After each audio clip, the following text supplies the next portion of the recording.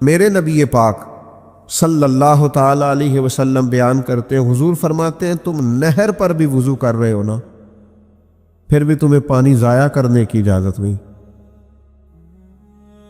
یعنی تمہارے پاس اتنا وسیع پانی موجود ہے کہ نہر ہی چل رہی ہے، تو وہاں بھی تمہیں یہ اجازت نہیں دی جا سکتی کہ تم پانی کو ضائع کرو، وہاں بھی جتنی تمہاری ضرورت ہے اتنا پانی حاصل کرو، ضیاء کی یہاں بھی گنجائش نہیں ہے۔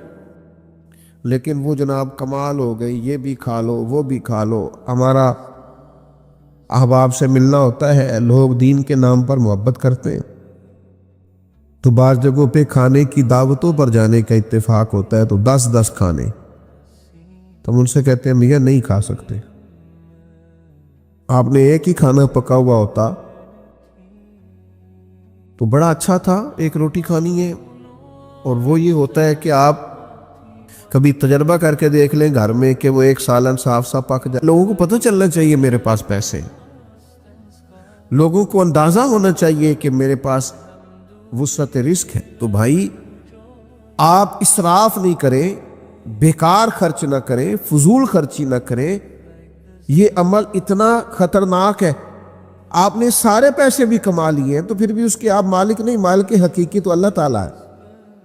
قیامت والے دن 2 سوال ہوں گے، بخاری میں موجود ہے رزق کے مسئلے میں۔ محض یہ سوال نہیں ہوگا کہ کمایا کہاں سے تھا، کریم فرماتے ہیں یہ بھی پوچھا جائے گا کہاں سے کمایا، اور یہ بھی پوچھا جائے گا لگایا کہاں پہ۔ تو یہ جو خرچ کرنے کا تعین ہے یہ بھی آپ دین کے مطابق کریں گے، آپ کو خرچ کرنے کی بابت بھی سوال ہوگا۔ تو اسراف نہیں کریں۔ ہمارے ہاں کچھ لوگ بے جا ضائع کرتے، کچھ بیچاروں کی ضروریات پوری نہیں ہوتی، اور کچھ ایسے ہیں جو اسراف کر رہے ہوتے۔ اس اسراف سے بچیں، اپنے آپ کو اس سے بچائیں۔ حضرت سلمان فارسی رضی اللہ تعالیٰ عنہ ارشاد فرماتے ہیں، حدیث کے راوی ہیں، ارشاد فرماتے ہیں، ابن ماجہ میں حدیث موجود ہے، آپ فرماتے ہیں کہ میں نے خود نبی پاک علیہ السلام سے سنا، حضور فرمانے لگے جو دنیا میں جتنا پیٹ بھر کے کھائے گا نا، قیامت والے دن اتنا ہی بھوکا رکھا جائے گا۔ بہت زیادہ سیر ہو کے کھانے کی دین اجازت نہیں دیتا، اگرچہ آپ کے پاس جائز ہے، آپ کا اپنا ہے، آپ مالک ہیں، لیکن حضور نے فرمایا کافر 7 آنتوں سے کھاتا ہے، مومن 1 آنت سے کھاتا ہے۔ مومن کا کھانا ہی کم ہے۔ اور حضور صلی اللہ تعالی علیہ وسلم نے فرمایا یہ بھی یاد رکھو کہ بندہ نا دل کا غنی ہوتا ہے، پیسوں سے تھوڑی غنی ہوتا ہے۔ اگر آپ کی مزاج میں غنا ہے، مزاج میں، کسی دوست نے کسی بھائی نے فون کر ہی لیا ہے کبھی، تو زیادہ تر لوگ مجبور ہو کے بات کرتے ہیں، اور کوئی سائل اگر دروازے پہ آ ہی گیا ہے تو اب یہ کہ بے شمار بہانے بنانا، غلط بیانی کرنا، جھوٹ بولنا دور کر دے گا۔ ضروری نہیں کہ آپ سب کے مطالبات پورے کر سکیں، لیکن خندہ پیشانی سے جواب دینا، اور یہ کہنا کہ یہاں تک یار میں پہنچ سکتا ہوں، اتنا میں کر سکتا ہوں، یہ میری اتنی ہیلپ ہے، اسے قبول کر لیں، یہ چیز آپ کو بڑا کرے گی، قیادت آئے گی۔ اور یاد رکھیں کہ سوسائٹی کے اندر، معاشرے کے اندر جن لوگوں نے قیادت کرنی ہے کسی بھی طبقے کی، کسی بھی گروہ کی، اپنے گھر کی، خاندان کی، ان کا سخی ہونا ضروری۔ میں کہہ چکا ہوں کہ اسراف نہیں، اپنی چادر سے بڑھ کے نہیں، پر اپنے وسائل میں رہ کے جو آپ سخاوت کر سکتے ہیں وہ تو کریں نا، لیکن اپنے وسائل میں رہتے ہوئے بھی کنجوسی کرنا اور آگے نہ بڑھنا اور اللہ تبارک و تعالیٰ کے بندوں سے روک کے رکھنا، یہ مسلمان کا طریقہ نہیں ہے۔ حضرت سیدنا ابو ہریرہ رضی اللہ تعالیٰ عنہ فرماتے ہیں کہ بنو لحیان قبیلے کا ایک وفد نبی پاک صلی اللہ تعالیٰ علیہ وسلم کی بارگاہ میں آیا، تو حضور صلی اللہ علیہ وسلم نے پوچھا تمہارا سردار کون ہے؟ عرض کی حضور جد بن قیس ہمارا سردار ہے، بڑا مالدار ہے پر کنجوس بھی بڑا ہی ہے۔ تو حضور نے فرمایا کنجوسی سے بڑی تو اور بیماری ہے ابھی کوئی نہیں، تم اس طرح کرو، تم بشر بن برا کو اپنا سردار بناؤ، اس لیے کہ وہ مالدار بھی ہیں اور سخی بھی ہیں۔ امام غزالی اس روایت کو لائے۔ وہ تم نے جس کنجوس کو اپنا سردار بنا لیا ہے، وہ تو مال بٹور بٹور کے بعض اوقات اپنے اندر ڈالتے ہیں لوگ، جن کنجوسوں کا وہ سردار بنا لیتے ہیں وہ تو اپنی جیب بھرنے کی کوشش کرتے ہیں۔ فرمایا کہ اس سے بڑی بیماری کیا ہے کہ انسان جو ہے وہ کنجوس ہو، اس کا مزاج۔ اور نبی پاک صلی اللہ علیہ وسلم نے فرمایا مومن کے اندر دو خصلتیں جمع نہیں ہوتی، جس کے سینے میں ایمان ہو، جس کے دل میں اللہ ہو، جس کے دل میں رسول کائنات علیہ السلام ہو، اس میں دو خصلتیں کبھی نہیں جمع ہوتی۔ یا رسول اللہ کون سی؟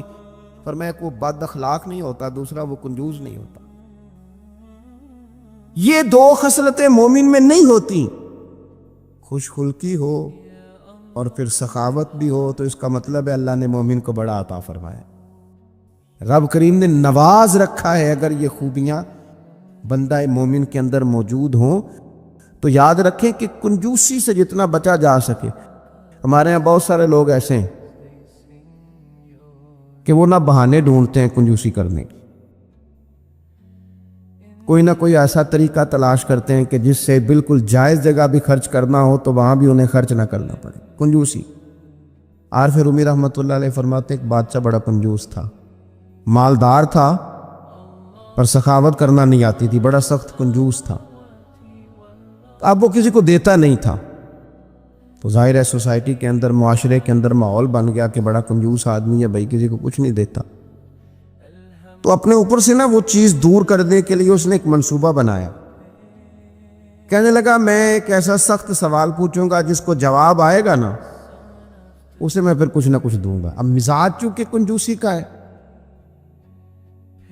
دینا تو چاہتا نہیں، تو سوال وہ ڈھونڈ کے لایا جس کا جواب کسی کے پاس نہ ہو۔ بادشاہ بہت انعام کرام دیا کرتے تھے لوگوں کو دیکھ کے، صلاحیتوں کو دیکھ کے۔ ایک آدمی بڑا حاضر جواب تھا، تو وہ بادشاہ کے سامنے آیا تو کہنے لگا میں سخاوت کرنا چاہتا ہوں پر مجھے کوئی ملتا نہیں جس پر سخاوت کروں، میرے کو سوال کا جواب دے تو میں سخاوت کروں نا۔ کہ جناب آپ سوال کیجئے۔ کہنے لگا میرے ہاتھ کی ہتھیلی پہ بال کیوں نہیں ہے؟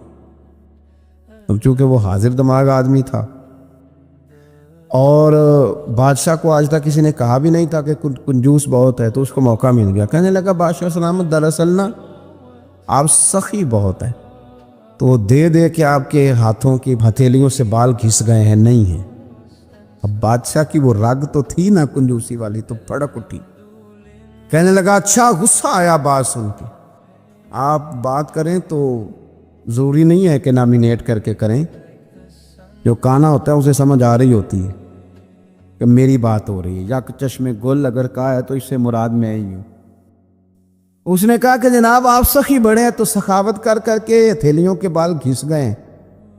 اسے بڑا غصہ آیا، کہنے لگا اچھا جی، تو تمہاری ہاتھ کی ہتھیلیوں پہ بال کیوں نہیں ہے؟ کنجوس تھا نا۔ تو اس نے ایک اور چوٹ کر دی، کہنے لگا آپ نے دیا بہت ہے اور ہم نے لیا بہت ہے، تو آپ کے دے دے کے گھس گئے ہیں تو ہمارے لے لے کے گھس گئے ہیں، تو کنجوس آدمی تھا نا۔ اور غصہ آیا اور دینا بھی نہیں چاہ رہا تھا انعام، کہہ بیٹھا تھا کہ کچھ جواب صحیح دو گا تو میں انعام دوں گا۔ تو کہنے لگا اچھا میرے تو دے دے کے گھس گئے اور تیرے لے لے کے گھس گئے، تو یہ جو ساتھ بیٹھے سارے ان کے کیوں نہیں ہیں؟ کہنے لگا بادشاہ آپ دیتے رہے، میں لیتا رہا اور یہ ہاتھ ملتے رہے، تو ان بیچاروں کے نا مل مل کے گھس گئے ہیں۔ مجبور ہو گیا تو بالآخر اسے کچھ نہ کچھ اس غریب کو دینا ہی پڑا۔ تو کنجوسی کرنے والے لوگ بہانے تلاش کرتے ہیں۔ میں اور آپ اس رسول کے ماننے والے ہیں جس کریم محبوب نے وصال ظاہری سے پہلے منبر پر بیٹھ کر صحابہ سے کہا تھا میرا ارادہ ہو گیا ہے لوٹ جانے کا، میری طرف سے کسی کو تکلیف پہنچی ہو تو میں حاضر ہوں۔ آنا ذرا ایک ایک کر کے ہم بھی 2 منٹ کے لیے بہو سے پوچھ نہ لیں، داماد سے پوچھ نہ لیں، جس بیوی نے ساری زندگی کوڑے کے نیچے وقت گزارا ہے اس سے پوچھ نہ لیں کہ تم میری طرف سے راضی ہے کہ ناراض ہے۔ پڑوسیوں سے 1-2 دفعہ بات کر نہ لیں۔ ایک صحابی اگر میدان بدر کے اندر عرض کرتے ہیں کہ یا رسول اللہ آپ نے صفیں سیدھی کراتے وقت مجھے تیر چبھویا ہے، حضور تو معصوم عن الخطا ہے، محبوب کے لیے تو یہ تصور کرنا جرم ہے، لیکن ہماری تعلیم کے لیے وہ صحابی کیا کہتے؟ حضور مجھے تیر چبھویا ہے، تو محبوب کیا فرماتے ہیں؟ مجھے استثناء حاصل ہے۔ وزیر اعظم پر، گورنر صاحب پر اور صدر پر پرچہ ہی نہیں ہو سکتا۔ میں چونکہ فلاں عہدہ رکھتا ہوں لہذا میرے ساتھ کیسے تو نے بات کر لی؟ یہ میرے رسول کا دیا ہوا طریقہ ہے۔ محبوب کریم نے گویا اپنے لفظوں میں بات کر رہا ہوں، حضور نے جو قانون بنایا تھا محبوب نے خود اپنے آپ کو اس قانون کے حوالے کیا، فرمایا آ جا میں کرتا ہٹاتا ہوں تو بدلہ لے لے۔ ہاں نا، آؤ نا 2 منٹ کے لیے اپنے آپ کو کٹہروں میں کھڑا کرو نا، آؤ۔ جس جگہ پہ بیٹھ کے 25-30 سال سرکاری نوکری کی ہے، آؤ نا اپنے آپ کو کٹہرے میں کھڑا کرو، اپنی عدالت میں اپنے آپ کو پیش کرو۔ نوکری کی ہے کہ تعلقات نبھائے ہیں، سرکاری نوکری کی ہے کہ افسروں کو راضی کیا۔ آؤ نا، جن کو منصب ملے ہیں، منصب، جن کو عہدے ملے ہیں، جن کو بڑا کچھ ملا ہے، وہ تھوڑی دیر کے لیے آئے نا اپنے آپ کو کٹہروں میں کھڑا کر۔ وہ پیر صاحب، وہ مولوی صاحب، جن کے لوگوں نے ہاتھ بھی چومے اور ان کے پیروں میں نذرانے بھی ڈالے، اور گھنٹوں لوگوں نے سڑکوں پہ پھول لے کے جن کا استقبال بھی کیا، اور جن کے بچوں کو بھی لوگوں نے سلوٹ کیا کہ یہ شیخ کی اولاد۔ وہ آئے نا کبھی کٹہرے میں کھڑے ہو کے بتائے نا، جس دین نے انہیں اتنا دیا ہے انہوں نے اس دین کو کیا دیا ہے۔ وہ اپنی عدالت میں خود پیش ہوں، وہ بتائیں کہ تم بتاؤ نا، تمہارے ارد گرد والے بہت سارے لوگ وہ بھی ہیں جو چھابڑی لے کے سودا بیچنے جاتے ہیں، تمہارے ساتھ اٹھنے بیٹھنے والے وہ بھی ہیں جو 30-40 ہزار کی نوکری کرتے ہیں۔ خس خس جنہ قدر دا میرا اے تے صاحب نو وڈیائیاں، میں تے گلیاں دا روڑا کوڑا تے محل چڑھایا سائیاں، تو دے نہ جواب دے۔ لیکن حق بات کی ضرورت ہی نہیں، مزاج ہی نہیں، طے کر لیا ہے کہ حق نہیں کہنا، صرف گروپ بندی کرنی ہے، صرف مزاج یہ بنا لیا ہے کہ میں کسی کو ناراض نہیں کرنا چاہتا، ہو جائے ساری دنیا ناراض ہوتی ہے، بس یہ سوچ کے رات سو جانا سارے ناراض ہو جائے تو کام چل جائے گا، کہیں اللہ رسول نہ ناراض ہو جائے، یہ سوچ کے سویا کرو۔ ہمارا حضرت صفیہ رضی اللہ تعالیٰ عنہ ام المومنین ہے، آپ کا چونکہ ایک یہودیوں کی فیملی سے تعلق تھا، فرماتی میرے والد اور میرے چچا مجھ سے بڑا پیار کرتے تھے، میری طرف بڑی توجہ رکھتے تھے، تو میں جس دن حضور مسجد قباء کے قریب تشریف لائے تو میرے چچا اور والد حضور سے مل کے آئے، تو ان کی کیفیت اتنی بدلی ہوئی تھی، انداز اتنا بدلا ہوا تھا کہ میں ان سے ملنے گئی تو انہیں توجہ ہی نہیں کی، میں دروازے تک ان کے استقبال کو گئی، انہوں نے توجہ کوئی نہیں کی، بڑے عجیب سے پریشان تھے، پانی پوچھا تو انہوں نے اس پر بھی کوئی بات نہ کی، ایک دوسرے سے وہ کلام کرنے لگے والد اور چچا، تو میرے چچا والد سے پوچھتے ہیں کہ وہ جو تورات میں ہم نے نشانیاں پڑھی تھی یہ وہی نبی ہیں؟ تو میرے والد کہنے لگے حرف حرف سچا ہے، یہ وہی پیغمبر ہے۔ تو میرے چچا کہنے لگے پھر خیال کیا ہے آپ کا، کرنا کیا ہے؟ تو کہنے لگے میں جب تک زندہ رہوں گا معاذ اللہ ان کی مخالفت کرتا رہوں۔ حق پہنچ گیا ہے، اطلاع آ گئی ہے، انشراح صدر ہو گیا ہے، دل گواہی دے رہا ہے سچے رسول۔ حضرت صفیہ رضی اللہ تعالیٰ عنہ ام المومنین فرماتی ہیں کہنے لگے یہ وہی رسول ہیں، ایک ایک بات سچی ہے، ایک ایک حرف سچا ہے، ایک ایک قول سچا ہے، ان کی تو ادائیں بھی وہی ہیں جو تورات زبور انجیل میں لکھی ہیں، لیکن میں ساری زندگی مخالفت کروں گا۔ ہم نے غور کرنا ہے یہودیوں والی یہ عادت کہیں مسلمانوں میں تو سرایت نہیں کر گئی، جس کا ہمیں پورا پتہ چل جاتا ہے یہ حق ہے، ہم اس کے بھی مخالف ہیں، جس کی بات کے بارے میں انشراح صدر ہو جاتا ہے، دل گواہی دیتا ہے کہ بات بالکل ٹھیک ہے، اس کو بھی قبول نہیں کرتے۔ تو اہل یہود کا طریقہ ہے، مسلمانوں میں کیسے آ گیا؟ یہ کب ہوتا ہے؟ یہ کیوں ہوتا ہے؟ کیا چیز وجہ بنتی ہے کہ جب انسان اس طرح کا رویہ اختیار کرتا ہے؟ تو قرآن مجید نے اسے بھی بیان کیا، فرمایا अराईत मन इत्तखज़ इलाहहु हवाहु, क्या आपने उस शख्स को देखा है जिसने अपने नफ्स की ख्वाहिश को ही अपना खुदा बना लिया। अराईत, क्या आपने देखा है मन इत्तखज़ इलाहहु हवाहु, उस शख्स को देखा है जिसने ख्वाहिश नफ्स को ही खुदा मान लिया। नबी पाक सल्लल्लाहु ताला अलैहि वसल्लम ने इरशाद फरमाया, आसमान के साए के नीचे अल्लाह के सिवा पूजे जाने वाले माबूदों में से सबसे संगीन अल्लाह के नज़दीक वो माबूद है जो लोग अपने नफ्स की ख्वाहिश को माबूद बना के पूजते हैं। रब कहता है इन्होंने अल्लाह के मुकाबले में माबूद बना लिया। किसको? नफ्स की ख्वाहिश को।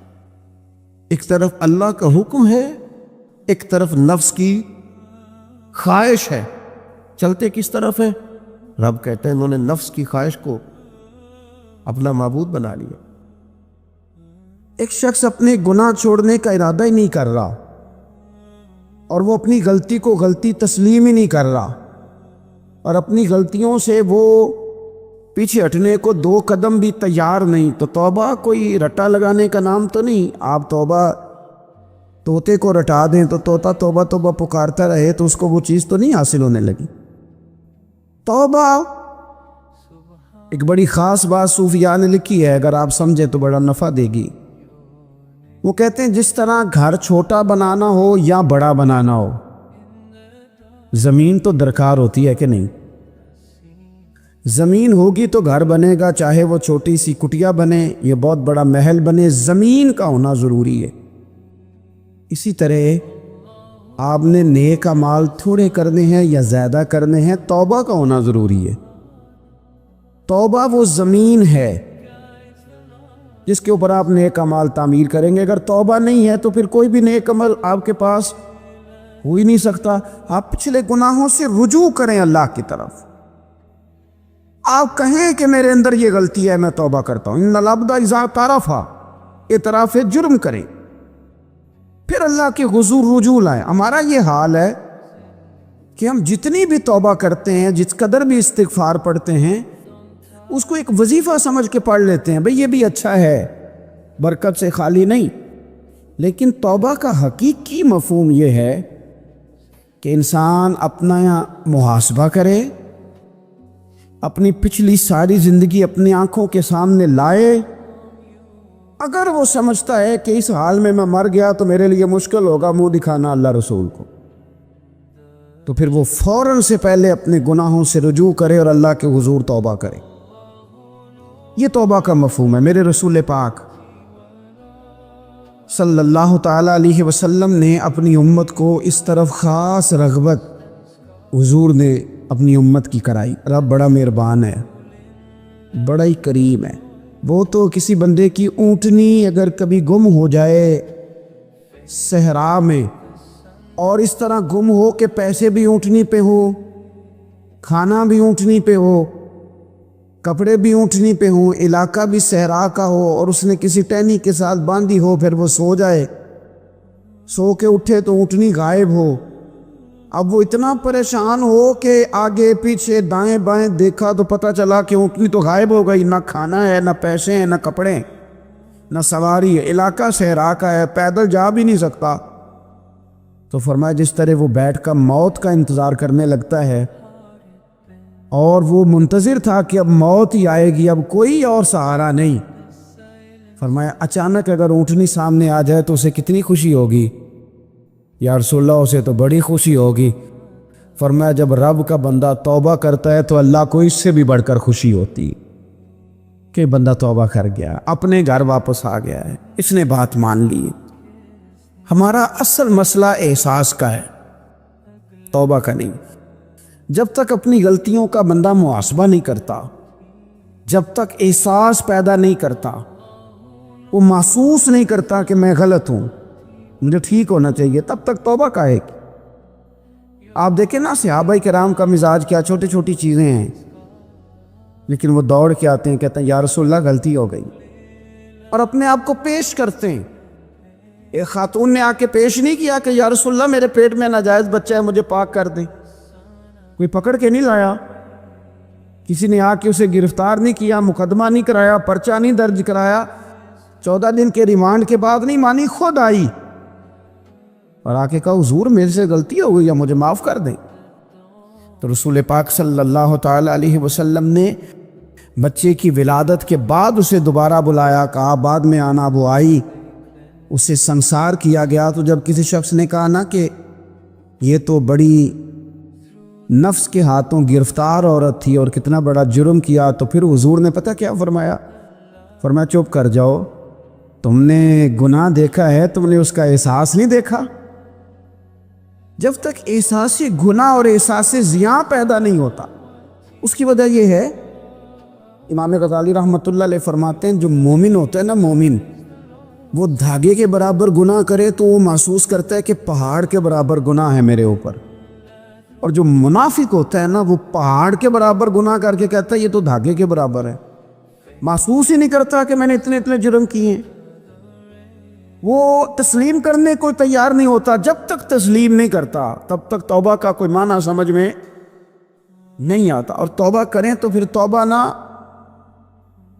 اور بھائی جس نے ماننا ہوتا ہے وہ تو اشارے سے بھی مان جاتا ہے، اور جنہوں نے نہیں ماننا نا، میں کئی دفعہ کہتا ہوں یہ میرا جو دور ہے یہ سیانے لوگوں کا دور ہے، سمجھدار زیادہ ہیں، اور سمجھدار بھی اس طرح کے سمجھدار نہیں جس طرح کا معاملہ فہم سمجھدار ہوتا ہے، سمجھدار چالاک قسم کے، اپنے حق میں سمجھدار اور اپنے ذہن کے مطابق فیصلہ کرنے والے لوگ۔ پھر ہم بہت ساری جگہوں پہ ٹامک ٹونیاں کھاتے ہیں، جس نے ماننا ہے اس نے اشارے سے بھی مان جانا ہے، اور جس نے نہیں ماننا اس نے کہنا مجھے 24 سال ہو گئے فلانی جگہ جمعہ پڑھتے اور میں ماننے کو تیار نہیں ہوا، نہیں نہ ماننا تو مجھے 20 سال ہو گئے فلانی جگہ جاتے آتے، بس نہیں ماننا تو پھر مزاج نہیں ہوتا۔ جس نے ماننا ہے، حضرت فضیل بن عیاض رحمۃ اللہ علیہ ڈاکو تھے، اور نرے ڈاکو نہیں تھے، ڈاکوؤں کے سردار تھے۔ تو ارشاد فرماتے ہیں کہ میرا طریقہ یہ تھا کہ میں ایک پورے قافلے کی صورت میں حملہ کرتا تھا تو لوگ ڈرا کرتے تھے، اگر کہ فضیل بن عیاض کے ڈاکوؤں نے حملہ کیا تو پھر نہیں بچتے۔ ایک دن گزر رہا تھا تو ایک قاری صاحب آیت پڑھ رہے تھے، لا تقنطوا من رحمت اللہ، اللہ کی رحمت سے کبھی نا امید نہ ہونا، ان اللہ یغفر الذنوب جمیعا، بے شک وہ سارے گناہ معاف کر دے گا۔ آپ فرماتے ہیں میرے دل میں بات اثر کر گئی، ماننا ہے نا، اس نے نہیں ماننا، اس نے 6666 آیتوں کا ترجمہ پڑھ کے بھی توجہ نہیں کرنی۔ آپ ارادہ کریں نا، آپ اپنی دل کی زمین کو زرخیز بنائیں۔ فرماتے ہیں میں فوراً وہ آیت سنی تو میں رویا، اور میں وہ حافظ صاحب کے پاس چلا گیا، ان سے اجازت لی، ان کے کمرے میں داخل ہوا، میں نے کہا آپ نے بھی آیت پڑھی ہے کہ اللہ سارے گناہ معاف کر دے گا؟ تو جس بندے نے کئی سال ڈاکے ڈالے ہوں، بیٹیاں روتی رہتی ہوں پر وہ مال لے کے آ گیا ہو، مائیں واسطے دیتی رہتی ہوں پر وہ لوٹ کے نکل آیا ہو، حافظ جی اگر وہ بندہ بھی سچے دل سے توبہ کرے تو اللہ معاف کر دیتا ہے۔ تو حافظ جی کہنے لگے میں کون ہوتا ہوں تمہیں کوئی تفسیر بتانے والا، میں نے تو قرآن کی آیت پڑھی ہے، میرا رب کہتا ہے لا تقنطوا من رحمت اللہ، تم نے مایوس نہیں ہونا، تم آ جانا، معافی مانگ لینا، ان اللہ یغفر الذنوب جمیعا، اللہ سارے گناہ معاف فرما دے گا، اللہ سارے گناہ، تو یہ تو اللہ فرما رہا ہے۔ فضیل بن عیاض کہتے ہیں میں نے کہا ختم ہو گئی بات، توبہ بھائی۔ واپس آیا تو وہ میرے ساتھ جو تھے نا ان سے میں نے کہا سردار نیا تلاش کر لو بھائی، اب ارادے بدل گئے، پروگرام کچھ اور ہو گیا، اب تو لوگ ہمیں تانے دیں گے، اب تو لوگ باتیں کریں گے کہ اوتھے کی لین جانا ہے۔ فضیل بن عیاض کہنے لگے بس بھائی توبہ کرنی، اب تم کوئی اور سردار تلاش کر لو، اور اوپر سے نہیں کہا، توبہ کی تقریریں نہیں کی، دوسروں کو میسج نہیں بھیجے، اور لیکچر نہیں جھاڑے، رو کے کہا، درد سے کہا، دل سے کہا۔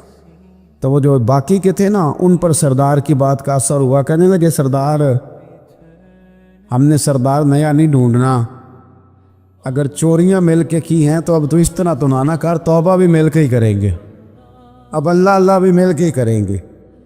اب بس تو اگر ادھر جائے گا تو ہم بھی تو جائیں گے نا. اللہ اکبر.